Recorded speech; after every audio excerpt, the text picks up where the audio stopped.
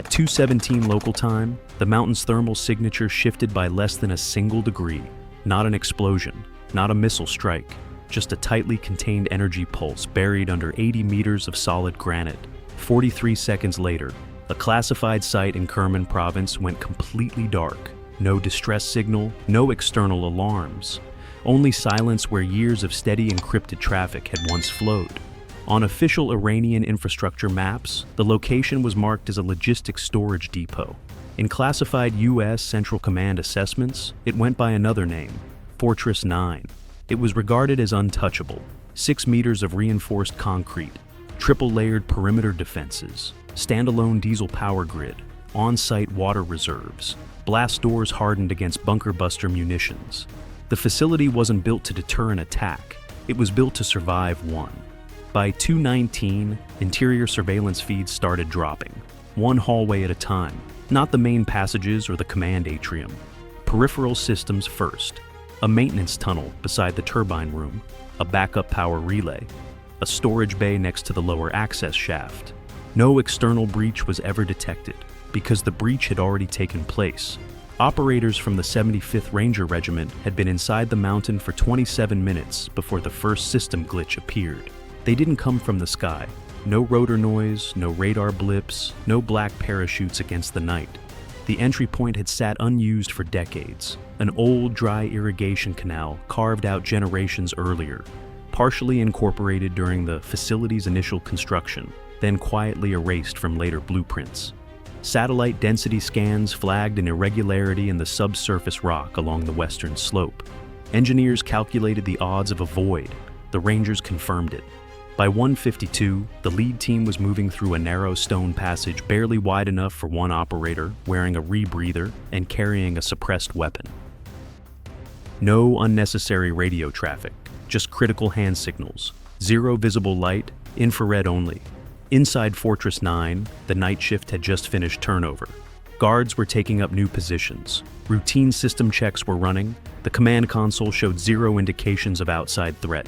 Airspace clear, border posture normal, regional situation stable. The sense of security held firm.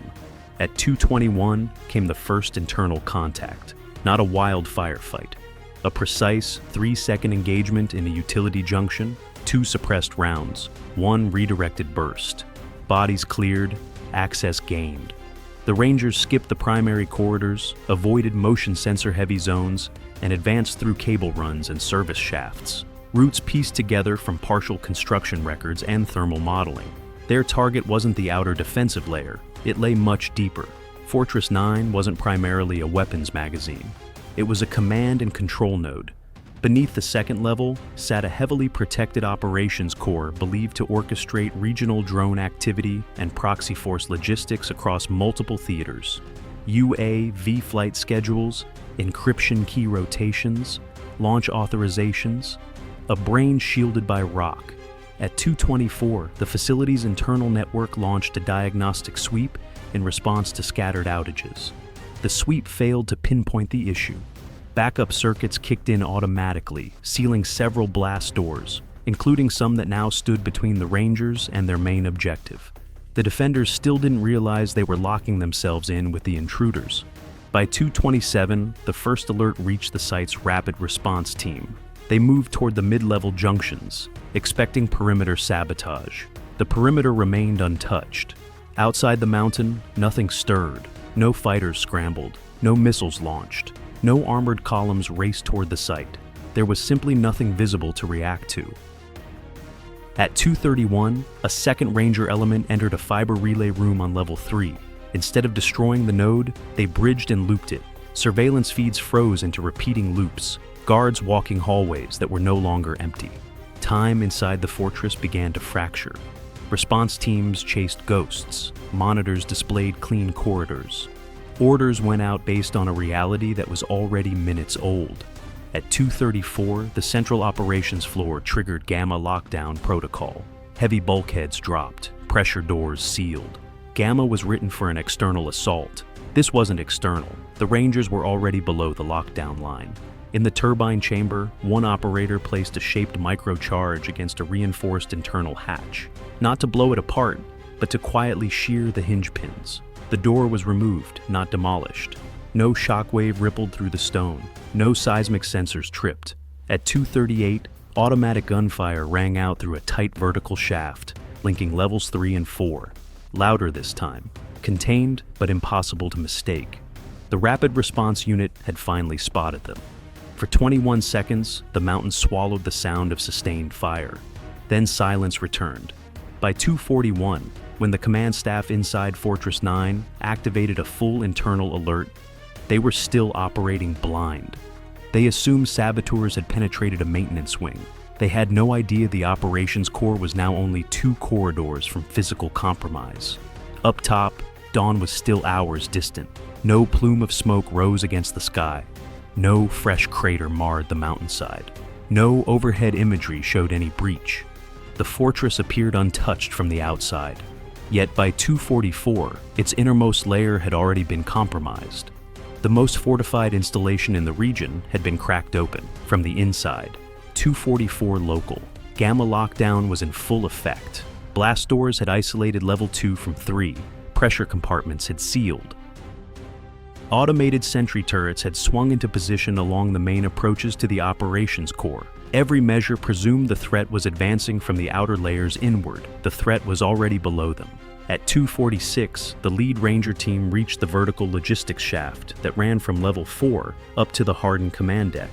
The shaft, narrow, steel-lined, built for internal freight elevators, was watched by thermal sensors tuned to catch any unusual heat bloom. The sensors were still online. Their feed, however, no longer reached the security console. 30 meters higher, watch officers stared at a repeating loop of an empty shaft. Below, 3 Rangers climbed in absolute quiet. No barked orders, no frags, no hurry. Every step cross-checked against memorized structural diagrams from months of rehearsals. At 2:48, Iranian response teams tried to consolidate at the central atrium. Roughly 30 defenders massed behind the reinforced doors guarding the data vault. Interfloor comms were spotty. Backup fiber carried only fragments of orders. Coordination had given way to confusion. They still thought the breach was confined to the upper utility levels. It wasn't. At 2:50, the first Ranger element stepped out behind the inner defensive cordon. The fight lasted 19 seconds. 2 flashbang diversions. Tight, disciplined bursts. Methodical room clearing. When the haze settled, the perimeter around the data vault had ceased to function as an organized defense. The vault doors themselves stayed shut. 6 inches of layered composite alloy. Biometric locks. Timed magnetic sequencing. They could have blown it. They preferred to own it. At 2:53, a technical specialist plugged a ruggedized interface directly into the vault's external service port. The system refused the connection. It wasn't built to accept input from outside the secure Iranian military intranet. So, they sidestepped the network entirely. For exactly 1.8 seconds, they cut power to the biometric readers, just long enough to force the scanners into a fallback mechanical override mode meant for emergency internal access. In that narrow window, a hydraulic spreader applied precise pressure, parting the lock frame by millimeters without tripping the seismic tamper sensors. The door slid open. No blast, no tremor. Inside, Fortress 9 showed its real face. This was never a logistics warehouse. It was a regional command nexus. Massive wall screens displayed live tracks of UAVs across several conflict zones, flight paths, encryption cipher rotations, queues for proxy force deployments outside Iran's borders. Drone launch approvals time-stamped through the next 72 hours.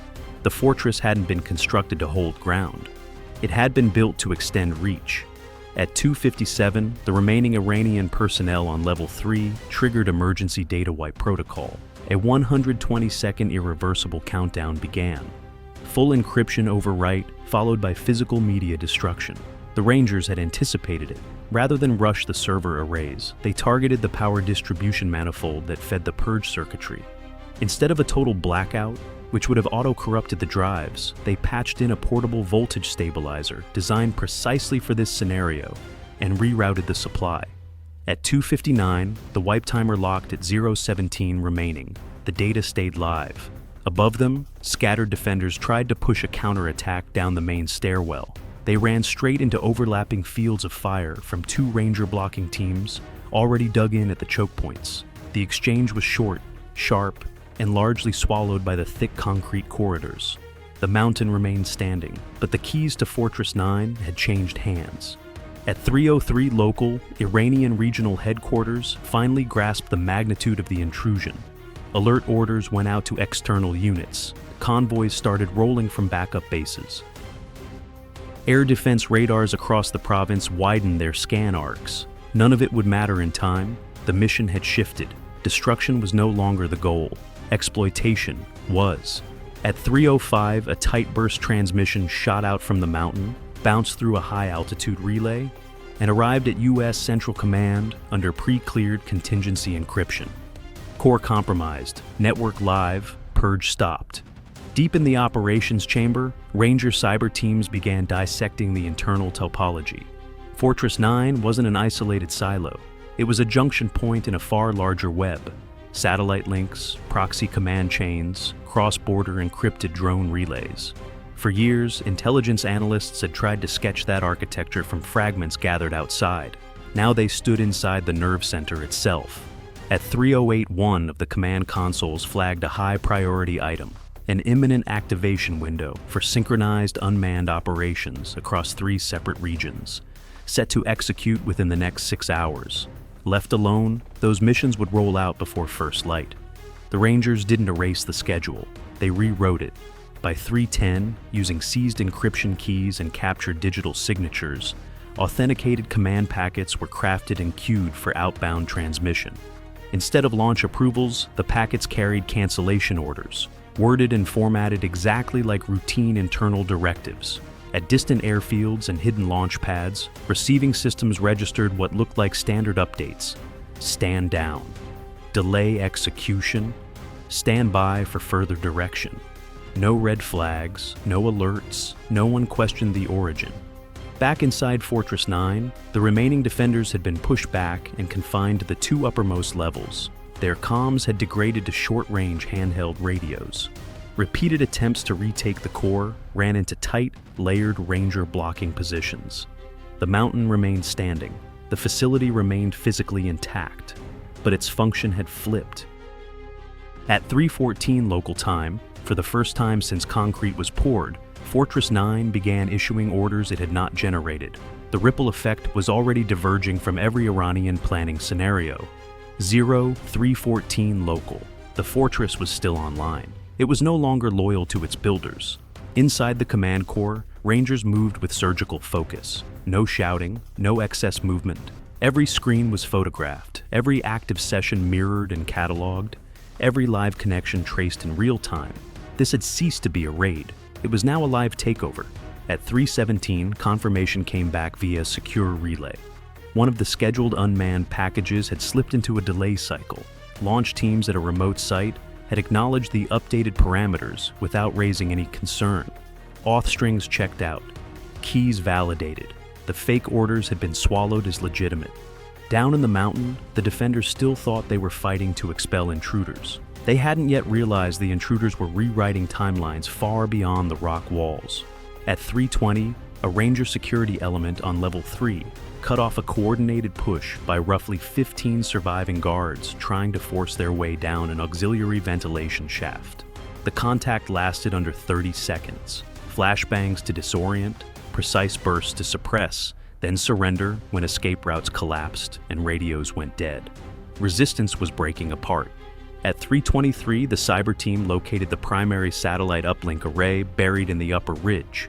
Rather than cut the link, they assumed routing control. Every signal in or out now flowed through a monitored choke point.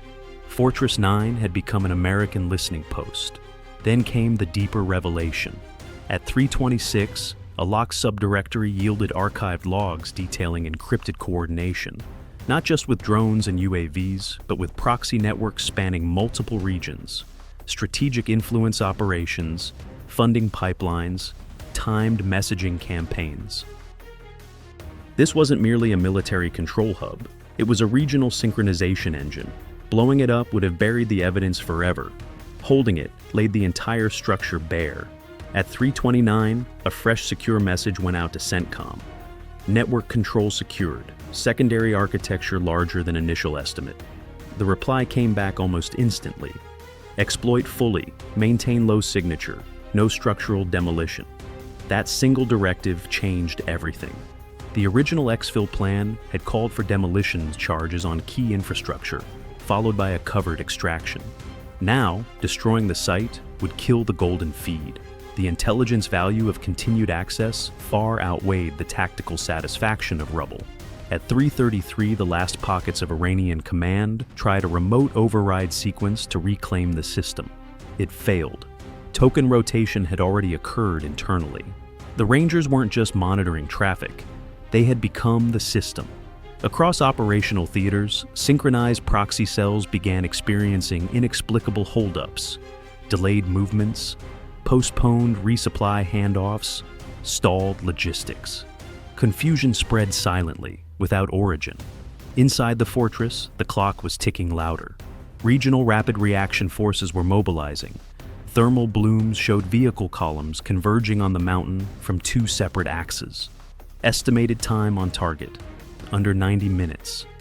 At 3:37, the Rangers began selective exfiltration of high-value items, SSDs, crypto modules, portable drive images, while leaving the backbone infrastructure untouched, because intact control created far more disruption than collapsed concrete.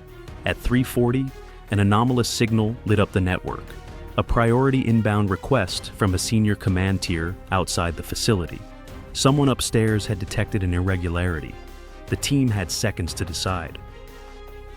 Block it and risk immediate red flags, or respond. At 3:42, using hijacked credentials, they sent a brief, neutral acknowledgement, nothing elaborate, just enough to preserve procedural flow.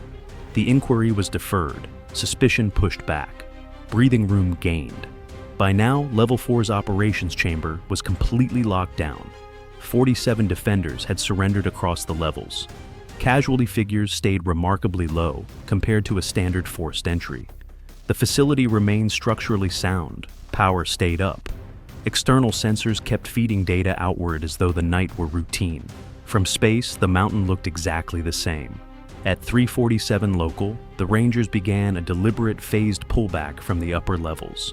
Behind them, internal access routes were quietly neutralized, not with explosives or demolition, but through resealed hatches, strategically obstructed passages, and subtle mechanical failures engineered to look like routine breakdowns rather than signs of hostile entry. They were wiping their footprints while preserving unseen dominance. At 3:51, the final data sync cycle finished. The emerging network diagram stretched far beyond earlier intelligence estimates. What had been assessed as a regional coordination center was, in reality, a cross-border nerve junction tying together multiple dispersed operational nodes. The true shock wasn't in what the fortress held, it was in what it linked. At 3:55, the extraction timer started. No gunfire, no chaos, just disciplined silence. On the surface, Iranian vehicle columns were still several minutes from line of sight with the facility. Air defense arrays stayed active, but unstimulated. Radar scopes remained clean, because nothing had detonated. At 3:58, the lead Ranger element slipped back into the same buried irrigation channel they had used for entry. No extraction lights pierced the darkness, no visible retreat. Inside Fortress 9, the network hummed on as normal. But over the coming hours, the directives it would issue would no longer come from its original masters. Across the region, operations scheduled to launch before dawn began to falter, without any official explanation or public trace. The fortress hadn't been demolished, it had been hijacked, and no one beyond the mountain slopes yet grasped that the province's most impregnable site had already switched allegiance. 0402 local. The final Ranger team cleared the subsurface canal and restored the hidden entrance to its dormant state. No blast, no cave-in, only rock returned to quiet. Above ground, the mountain lay still. At 4:07, the first Iranian rapid reaction convoy rolled up to the outer perimeter. On-site guards reported patchy internal comms, but no obvious penetration. The structure stood whole. Power flowed uninterrupted. Radars swept the empty night sky. From every external vantage point, Fortress 9 appeared fully functional. Inside, the intruders were gone, but the consequences remained. At 4:11, Regional Command ran a comprehensive system integrity sweep. Diagnostic signals raced through the internal grid. Primary nodes answered. Authentication tokens checked out. The command chain looked pristine. What the sweep could not detect were the ghost layers now woven beneath. Passive monitoring routines planted during the 40-minute takeover, outbound traffic silently duplicated through concealed relays, administrative privileges quietly rekeyed. Fortress 9 hadn't been crippled, it had been wired. At 4:18, scattered operational cells throughout the region began logging odd delays in previously locked-in schedules. Drone clearances stayed pending, proxy funding queues froze. Encrypted relays echoed back requests without completing handshakes. No system alarms sounded. No critical error banners flashed. Just a creeping pause. In regional ops rooms, officers hunted for glitches, weather distortion, orbital drift, cipher desync. Nothing concrete emerged. Because the root cause wasn't technical, it was human. At 4:26, an urgent internal assessment convened over secure Iranian channels. Initial finding, likely localized malfunction, possibly tied to a minor security event. No confirmed foreign footprint. No visible wreckage. The province's most fortified asset had been compromised in a manner that existing doctrine didn't fully account for. That doctrinal blind spot proved more corrosive than any physical hit. Meanwhile, at U.S. Central Command, clean data streams continued to trickle in from deep inside Fortress 9. Network visualizations grew. Proxy connections lit up on screens. Real-time projections tracked fractured timelines. The physical takeover had lasted less than 60 minutes. Its strategic echo would persist for years. At 4:39, a senior-level override command arrived from outside the province. Full administrative network reset. If it succeeded, it would scrub recent irregularities and reassert centralized authority. The reset stalled, not with fireworks, not with rejection alerts. It simply hung. Authentication tokens no longer matched the current internal state, because that state had been rewritten during 19 quiet minutes in the command core. By 4:52, certainty replaced doubt. Orders went out to conduct a physical sweep of the lower levels. Security teams moved toward turbine bays and service tunnels. They discovered resealed blast doors, disabled camera feeds, evidence of precise, contained engagements, but no live intruders, no demolition residue, no collapsed infrastructure. The signs pointed to intrusion without ruin, access without apocalypse. At 5:07, with dawn creeping closer, orbital imagery still captured in pristine mountainside. No breaking news, no satellite-detected strike signature, no telltale smoke column. Yet across multiple theaters, coordinated efforts had stuttered or aborted, schedules splintered, operational confidence eroded. The fortress endured physically. Its aura of invincibility did not. By 5:19, Iranian leadership ordered a temporary freeze on several external coordination streams, pending comprehensive forensic audit. That pause amplified the existing drag, forcing reliant units to fall back on slower manual processes. Manual processes breed delays. Delays breed exposure. At 5:34, the first high-level summary reached senior command. Probable adversarial compromise confirmed. Duration uncertain. Facility structurally sound. Network sovereignty lost. No body count could capture the loss. No crater could measure its depth. The outcome stunned not because of violence, but because of its absence. The Rangers hadn't leveled the site. They hadn't provoked an immediate escalation spiral. They hadn't left obvious traces. They had quietly rewritten the rules. In classified after-action reviews days later, the lesson crystallized with a weight heavier than any warhead. Depth alone doesn't buy immunity. Reinforced concrete doesn't guarantee sovereignty. Restraint can inflict more lasting damage than destruction. Fortress 9 kept functioning in the months ahead, but every order it issued now carried an unspoken question mark. Every sync cycle invited second-guessing. Every encrypted transmission invited scrutiny. The province's strongest bastion hadn't been stormed in a manner that rallied outrage. It had been infiltrated in a manner that sowed perpetual doubt. And in the shadow wars of the 21st century, doubt is a weapon no bunker can deflect.